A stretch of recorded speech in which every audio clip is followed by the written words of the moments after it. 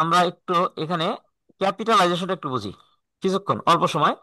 Capitalisation, capitalisation মানে কি?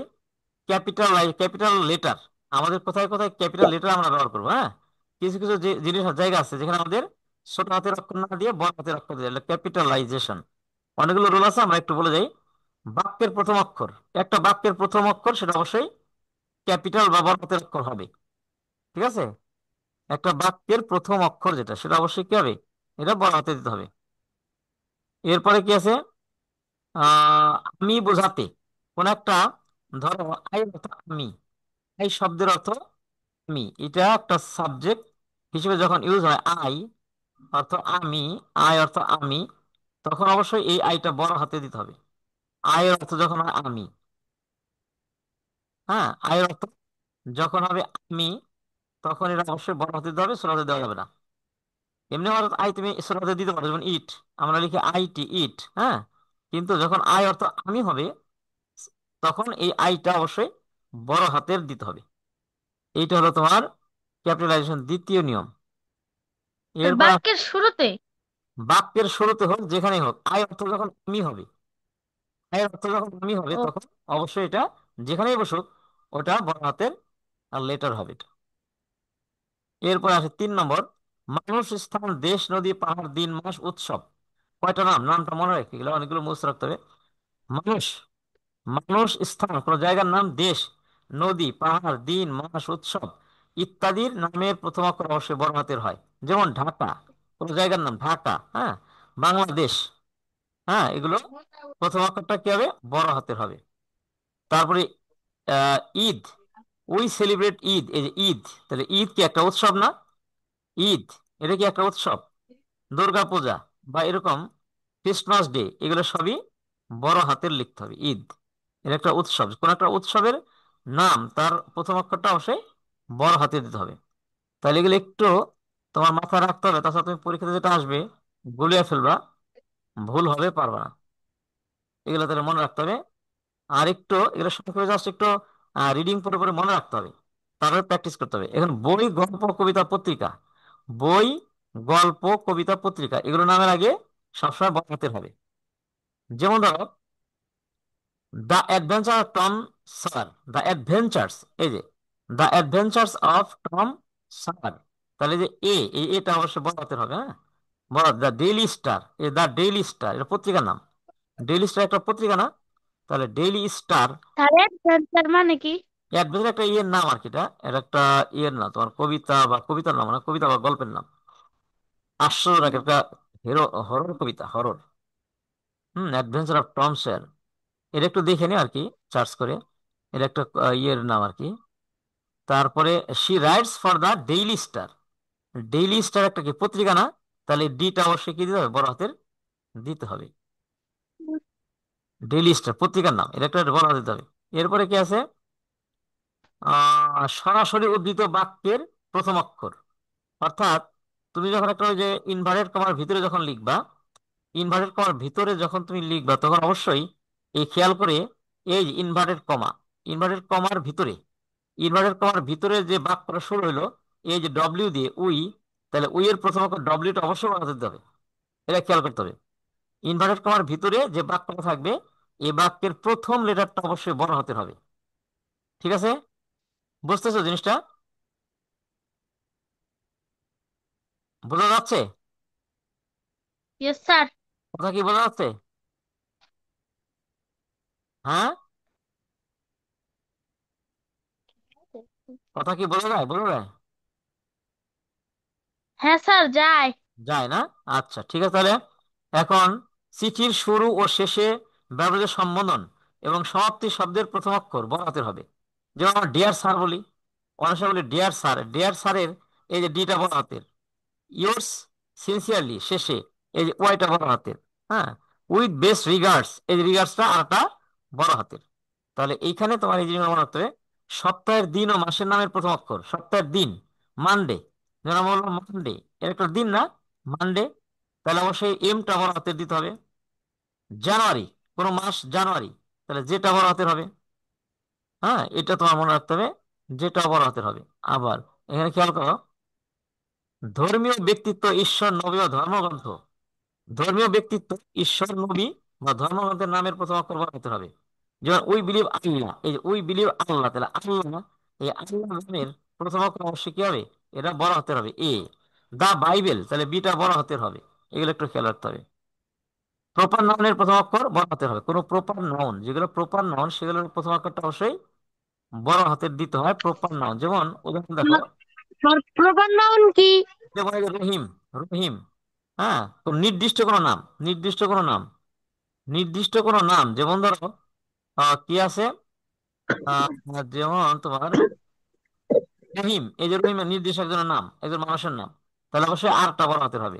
London কোন একটা নির্দিষ্ট জায়গার নাম, তাহলে এলটা বড় হাতের হবে। ঠিক আছে? এই হলো তোমার মোটামুটি যেগুলো বেশি লাগে, দ্য টাইটেল বা জি হেডিং। স্যার। হ্যাঁ, এইগুলোই জি বেশি আমাদের, স্যার। যেগুলো আমাদের বেশি প্রয়োজন হয় সেগুলো আমি আলোচনা করলাম, তোমাদের লাগবে, এগুলো পরীক্ষাতে আসবে। আচ্ছা, এরপর আর কোনটা ইম্পর্টেন্ট আছে আমি দেখতেছি। টাইটেল, টাইটেল লেখার ক্ষেত্রে এটা এটা কোনটা লাগে আর কম লাগে। টাইটেল বা হেডিং, কোন একটা টাইটেল, কোন একটা ধরো প্যারাগ্রাফ, কোনো কম্পোজিশন টাইটেল লিখতে হয়। তো টাইটেল লিখতে গেলে টাইটেলের প্রথম অক্ষরটা অবশ্যই বলতে হবে। যেমন the lion mouse, the lion and the mouse, এটা একটা গল্পের নাম। গল্পের যে টাইটেল দাও, যে গল্পটার টাইটেলটা দিলাম the lion and the mouse, তাহলে এখানে গল্পের এই যে টাইটেলের প্রথম অক্ষর এটা বড় হাতের হবে। মাই বেস্ট ফ্রেন্ড, হ্যাঁ, মাই বেস্ট ফ্রেন্ড, এগুলা এই টাইটেল লিখতে গেলে এগুলো বড় হাতের দিতে হবে, এই যে ফ্রেন্ড। তাহলে এটা কয়েকটা লাগে না, ওই 9 নম্বর পর্যন্ত বেশি লাগে। 9 নম্বর পর্যন্ত যেগুলো বললাম, পাংচুয়েশন এন্ড ক্যাপিটালাইজেশন, যতটুকু আলোচনা করলাম সবাই কি বুঝছো? Yes sir. তাহলে এখন আমরা একটা প্র্যাকটিস করব।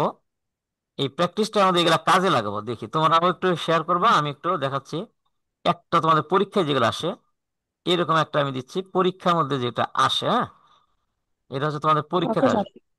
পরীক্ষার একটা প্র্যাকটিস করি আমরা এখানে। যদি এখানে অ্যান্সারটা ইয়ে আছে, অ্যান্সারটা এখানে দেওয়া আছে, যাক সমস্যা নাই। তারপরে আমি তোমাদের অ্যান্সার দিয়ে বুঝাই দিই।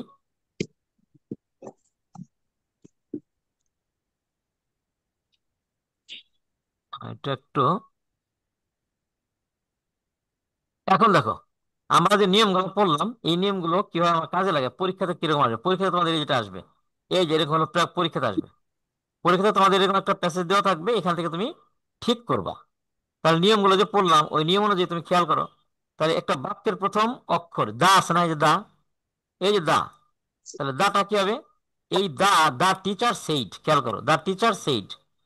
তাহলে এই যে বাক্যের যে প্রথম অক্ষর টি, এই টিটা কি হবে? বড় হাতের হবে। এই যে দা, হ্যাঁ নিচে, স্যার। নিচে দেখো দা। তাহলে এখানে দা দিয়ে যদি প্রথম অক্ষরটা দা আছে, তো এই দাটা, এটা তো অবশ্যই বাক্যের প্রথম না। হয় কথা বলো না, তোমাদের মিউট করো, অনেকে মিউট করো নাই, মিউট করো, মিউট করো, অনেকে মিউট করো না, মিউট করো, অডিও মিউট করো। আমি জিজ্ঞাসা করলে কথা বলবো না, তাছাড়া অডিও মিউট করো। এখন আমরা প্র্যাকটিস করবো নিয়মগুলো, দেখো নিয়মগুলো আমরা প্র্যাকটিস করবো। এই দা, তাহলে একটা বাক্যের প্রথম অক্ষর দা, এই টিটা ছোট হাতের আছে, এই টিটা অবশ্যই কি হবে? বড় হাতের হবে। দা, ক্লিয়ার সব? বড় হাতে। হ্যাঁ। Yes sir. Teacher, the teacher said to the student, শিক্ষক ছাত্রদেরকে বলল, শিক্ষক ছাত্রদেরকে বললো, the teacher said to the students. তাহলে the teacher said to the students, এখানে একটা কমা হবে, এই যে এখানে একটা কমা হবে।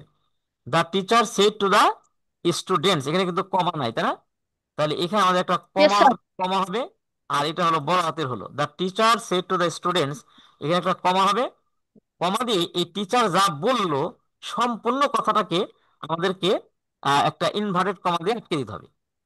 তোমাকে পড়ে বুঝতে হবে টিচারের কথা কোন পর্যন্ত শেষ হলো, টিচার যে বললো ছাত্রকে কোথায় যে শেষ হইলো, এটা আমাদের দেখতে হবে।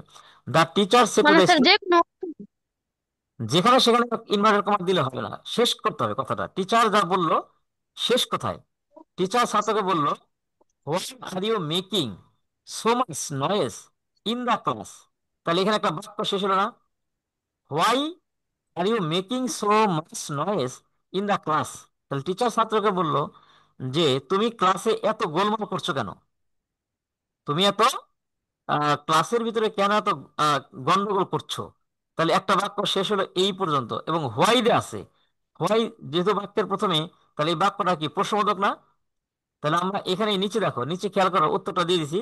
এই এখানে একটা, তাহলে কি হবে? এখানে একটা ইনভার্টেড কমা শুরু হলো। আর এখানে হোয়াই, এই যে হোয়াই শব্দটা বাক্যের প্রথম হয়ে গেল না? তাহলে ইনভার্টেড কমার ভিতরে এই যে হোয়াই আছে, এই হোয়াইয়ের যে ডব্লিউ, এই ডব্লিউটা অবশ্যই বড় হাতে দিতে হবে। এই যে ডব্লিউটা কিন্তু ছোট হাতের, এখানে খেয়াল করছো? তোমরা কি খেয়াল করছো এটা?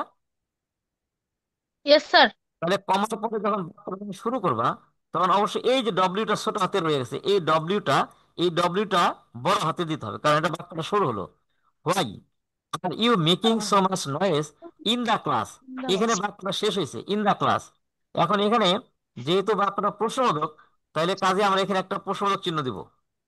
কিন্তু এখানে কিন্তু আমরা ইনভার্টেড কমা দিব না, এখানে ইনভার্টেড কমা দিব না, কারণ এখন আমাদের শেষ হয় নাই, টিচারের কথাটা এখন শেষ হয় নাই। প্রথমে টিচার বলছে, why are you making so much noise in the class, তুমি ক্লাসে কেন এত গোলমাল করছো, তোমরা ক্লাসে কেন এত গোলমাল করছো। যেহেতু এটা প্রশ্ন করছে, তাহলে প্রশ্নবোধক চিহ্ন দিলাম, এখনো তার কথা শেষ হয় নাই। মানে ব্যাপারটা বলতে স্যার ঠিক দেন হ্যাঁ, নাকি? হ্যাঁ, শেষ হয় নাই। তাহলে এখানে কি ডোন্ট, এই যে ডোন্ট, তাহলে এই ডোন্টটা প্রথম হয়ে গেল। দ্বিতীয় বাক্যের দ্বিতীয় বাক্যের প্রথম শব্দ কি হলো, ডোন্ট না? দ্বিতীয় বাক্যের প্রথম ইয়েস শব্দ স্যার। কি আছে, ডোন্ট। তাহলে অবশ্যই এই যে ডিটা ছোট হাতে আছে, এই যে ডিটা, তাহলে অবশ্যই এই ডিটা তোমার বড় হাতে দিতে হবে, কারণ আবার নতুন একটা বাক্য শুরু হলো। যেহেতু নতুন একটা বাক্য শুরু হলো, তাহলে তোমাকে অবশ্যই এই ডিটা বড় হাতে দিতে হবে। তাহলে ডোন্ট ইউ, একটা কথা, এখানে সংক্ষিপ্ত রূপ ডোন্ট, এই রূপটা কি সংক্ষিপ্ত না? এই যে ডোন্ট, তাহলে আমাদের এখানে ডোন্ট লেখা আছে, এখানে একটা অ্যাপোস্ট্রফি লাগবে। এই যেখানে একটা অ্যাপোস্ট্রফি দিতে হবে, অ্যাপোস্ট্রফি এই দেওয়া আছে, দেখছো না? তাহলে ডিটা বড় হাতে হবে, ইয়েস স্যার। আর এখানে একটা অ্যাপোস্ট্রফি হবে। ডোন্ট ইউ নো, তুমি কি জানো না, তোমরা কি জানো না, আই অ্যাম টেকিং অ্যাটেন্ডেন্স, তোমরা কি জানো না যে আমি তোমাদের অ্যাটেন্ডেন্স মানে উপস্থিতি নিচ্ছি। I am taking your attendance, আমি তোমাদের অ্যাটেন্ডেন্স নিই, তুমি কি জানো না, তোমরা কি জানো না যে আমি তোমাদের অ্যাটেন্ডেন্স নিচ্ছি। তাহলে এই যে টিচারের যে কথাটা, আরেকটা প্রশ্ন, এই যেখানে প্রশ্নটা শেষ হলো, এই বাক্যে প্রশ্ন দিয়ে আমাদের টিচারের দুইটা কথা, এই যে একটা কথা আর এই যে টিচারের আরেকটা কথা, দুইটা বাক্যে কথাটা শেষ। তাহলে যেহেতু কথাটা শেষ, এখানে আমাদের একটা ইনভার্টেড কমা দিতে হবে। তাহলে এই যে টিচারের কথা শুরু হলো আর এই যে শেষ হলো, তাহলে এখানে ইনভার্টেড কমা দিতে হবে। সবাই কি মানে বুঝছো? স্যার এটা পড়া বুঝতে হবে। হ্যাঁ, পরে তোমার এটা বুঝতে হবে, পরে বুঝতে হবে যে তোমার টিচার কতটুকু কথা বললো। তাহলে এইখানে এসে শেষ, যেখানে যে শেষ হয়ে গেছে, তুমি এইখানে হলো ইনভার্টেড কমা দেওয়া শেষ করবা। তাহলে শুরু হলো এখান থেকে আর শেষ হলো এখানে এসে। তো কি বুঝছো সবাই? Yes sir. ইয়েস তাহলে এখানে স্যার। আমরা এখানে আমরা কি কি ঠিক করলাম, এই দাটা ঠিক করলাম, এখানে একটা কমা দিলাম, এখানে ইনভার্টেড কমা দিলাম, ডব্লিউটা বড় হাতে দিলাম, আর এখানে প্রশ্নবোধক চিহ্ন দিলাম, ডিটা বড় হাতে দিলাম, এই যে এখানে একটা তোমার এখানে একটা অ্যাপোস্ট্রফি দিলাম, আর লাস্টে কোশ্চেন চিহ্ন, ইনভার্টেড কমা শেষ। তো কি ক্লিয়ার সবার? Yes sir. তাহলে আরেকটা বাক্য দেখো, আরেকটা বাক্য আছে। তাহলে আরেকটা বাক্য আমরা এখানে দেখবো, যে দ্য স্টুডেন্টস রিপ্লাইড, এই যেখানে দেখো আগে উপর প্যাসেজটা দেখো, এখানে এই যে দ্য স্টুডেন্টস, তাহলে এই যেখান থেকে দ্য স্টুডেন্ট রিপ্লাইড, তাহলে এখন টিচার জানি কথা না। বলছে, স্টুডেন্ট কি করলো, উত্তর দিল, স্টুডেন্ট কি করলো, উত্তর দিল। তাহলে এই যে বাক্যটা নতুন করে শুরু হলো, তাহলে এই যে টিটা, এই টিটা আবার কি হবে, বসাতে হবে। দা, এই বাক্যটা শুরু হলো, তাহলে এই দাটা বসাতে হবে। দা স্টুডেন্টস রিপ্লাইড, এখানে একটা কমা হবে। কারণ স্টুডেন্টের কথাটা তোমার আগের মতো করে, স্টুডেন্টের যে কথাটা আছে, এই সম্পূর্ণ কথাটা আমরা ইনভার্টেড কমা দিব। তাহলে স্টুডেন্টের কথাটা শুরু হলো এখান থেকে, এই যেখানে একটা ইনভার্টেড কমা আমরা দিব, এখানে ইনভার্টেড কমা দিলাম। দেওয়ার পরে ওই দেখো, দ্যাট স্টুডেন্ট রিপ্লাইড, রিপ্লাইড দিয়ে এখানে একটা কমা হবে। এই যে উই এর যে প্রথম লেটার, এটা বসাতে হবে উই আর, এই যে উইটা বসাতে, উই আর সরি, সরির পর একটা কমা হবে, উই আর সরি স্যার, তাহলে উই আর সরি স্যার, তাহলে সরির পর একটা কমা হবে, স্যারের পরে ফ্রিস্টা হবে, উই আর সরি স্যার। ঠিক আছে? তাহলে এটুকু কিন্তু বাক্যটা শেষ, এই পর্যন্ত এসে বাক্যটা শেষ, এই যেখানে যে বাক্যটা শেষ হলো। কিন্তু স্টুডেন্টের কথা কিন্তু শেষ হয় নাই, স্টুডেন্টের কথা এখনো শেষ হয় নাই। তোমরা মিউট করো, অডিও মিউট করো, অডিও সবাই মিউট করো, তোমার কথা শোনা যাচ্ছে। আচ্ছা, এরপর আমার নতুন আরেকটা বাক্য, কিন্তু স্টুডেন্টের কথা শেষ হয় নাই, স্টুডেন্টের কথা আরো আছে নতুন। কি বলছে, we were just talking, we were just talking. তাহলে এই যে এটা আবার নতুন বাক্য, কাজে এই ডব্লিউটা বসাতে হবে, যেহেতু এটা নতুন বাক্য উই, এই যেখানে খেয়াল করো উই, এই যেখানে উই, তাহলে উইটা আবার নতুন বাক্য, সো এখানে ডব্লিউটা বসাতে হবে। We are just talking about the annual, এই যে অ্যানুয়াল স্পোর্ট, তাহলে annual sport day, annual sport day একটা বিশেষ উৎসব। অ্যানুয়াল স্পোর্ট ডে এটা কি, একটা উৎসবের দিন, মানে একটা ইভেন্ট। তাহলে এই ইভেন্টের, এটা আমাদের অক্ষরটা বসাতে হবে, এটা বসাতে হবে, এসটা বসাতে হবে, ডিটা বসাতে হবে। অ্যানুয়াল স্পোর্টস ডে, ঠিক আছে। এইখানে যে ছাত্রের কথাটা শেষ হয়ে গেল, ছাত্রর কথাটা শেষ, কাজে এখানে আমাদের একটা ইনভার্টেড কমাদের শেষ করতে হবে। ক্লিয়ার? তাহলে প্রথমে স্টুডেন্ট টিচার বলছে, পরে স্টুডেন্ট রিপ্লাই করছে, এরপরে লাস্ট বাক্য দেখো, the teacher smile and said, teacher হেসে দিল এবং উত্তর দিল। দ্য টিচার, দেখো লাস্ট বাক্য দ্য টিচার, তাহলে এখানে দ্য টিচার, এই যেখান থেকে শুরু হলো দ্য টিচার, দ্য টিচার। তাহলে যেহেতু এই বাক্যটা আমার নতুন, কাজে এই যে দাটা ছোট হাতে রয়েছে টিটা, তাহলে এই টিটা আবার বড় হতে দিতে হবে, the teacher. The teacher smiled, the teacher smile হেসে দিল, অ্যান্ড সেড এবং বলল। The teacher smile, teacher smile and said, সেডের পরে একটা কমা হবে, সেডের পরে কমা হবে, এবং টিচারের এই কথাটা সেকেন্ড মতো করে ইনভার্টেড কমার ভিতরে দিতে হবে। তাহলে এখানে আছে ইটস, এই যে ইটস, এই ইটস এর এটা কিন্তু তোমার দেখো ছোট হাতের আছে, এই যে ইটস, এই যে ইটস, এটা ছোট হাতের না, ইটসটা কিন্তু ছোট হাতের। তাহলে ইটসটা যেহেতু ছোট হাতের, অডিওটা তোমরা মিউট করে রাখো, কেউ হাসাহাসি করো না। ইটস, তাহলে এই আইটা বড় হতে হবে, এই যে আইটি, যে আইটা বড় হতে হবে, আর এখানে একটা অ্যাপোস্ট্রফি হবে ইটস, যেটা শর্ট ফর্ম ইটস। এখানে কিন্তু একটা অ্যাপোস্ট্রফি দেওয়া নাই, অ্যাপোস্ট্রফি দেওয়া নাই, তাহলে তোমরা ঠিক করার সময় ইটস, এখানে একটা অ্যাপোস্ট্রফি হবে, ইটস অল রাইট, তারপরে কমা হবে, but you should not disturb others during the class, during the class, it's all right, ঠিক আছে, ইউ শুড নট, তোমার ক্লাসের সময় ডিস্টার্ব করা উচিত না। স্যার বলল যে ঠিক আছে, তোমার কথাটা ঠিক আছে, কিন্তু ক্লাসের সময় তোমার ডিস্টার্ব করা উচিত না। তাহলে এই যে টিচারের যে হেসে দিয়ে যে কথা বললো, এই কথাটা আমাদের এখানে শেষ হলো। এখানে শেষ হওয়ার কারণে এখানে ইনভার্টেড কমা দিয়ে আমাদের শেষ হবে। তাহলে তোমাদের পরীক্ষাতে খেয়াল করো তোমরা, যতটুকু বুঝালাম এটা কি বুঝছো এটা? হ্যাঁ। Yes sir. তাহলে প্রথমে ইয়েস প্রথমে স্যার। নিয়মটা নিয়মটা